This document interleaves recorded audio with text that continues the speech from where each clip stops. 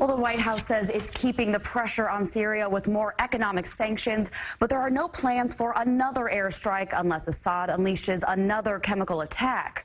Russian President Vladimir Putin has consistently stood by the Syrian government. Now the question is, what's next for the United States' relationship with Syria's most powerful ally? Satellite photos show the damage to a Syrian airfield, the target of 59 U.S. cruise missiles Thursday night. It's where the White House says Syrian President Bashar al-Assad launched a chemical weapon attack on his own people.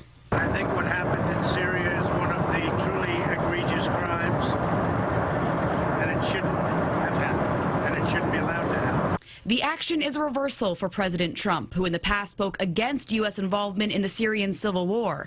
But after images emerged of 80 civilians, including children, dying from a sarin gas attack, the Trump administration said Syria's use of chemical weapons must be punished. The United States will not stand by when chemical weapons are used. But retaliation may have put a strain on U.S. relations with Russia, Syria's most powerful ally. Russian President Vladimir Putin calling the attack an act of aggression. We describe that attack as a flagrant violation of international law.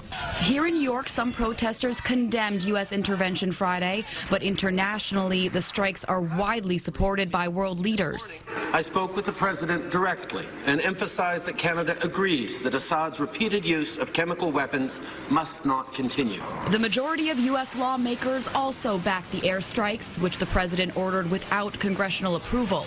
Senator Marco Rubio is among supporters, but addressed concern for the safety of U.S. troops in Syria. The presence of sarin gas and of a regime willing to use it is a clear and immediate threat to those troops. The U.S. destroyed 20 Syrian aircrafts Thursday night. Now the question remains if Russian relations have been destroyed as well. Russia was given advance warning of the strike. Secretary of State Rex Tillerson says while the Russian response was disappointing, it wasn't surprising and shows Russia's continued support for Assad. Tillerson is set for an official visit to Moscow next week. Andrea?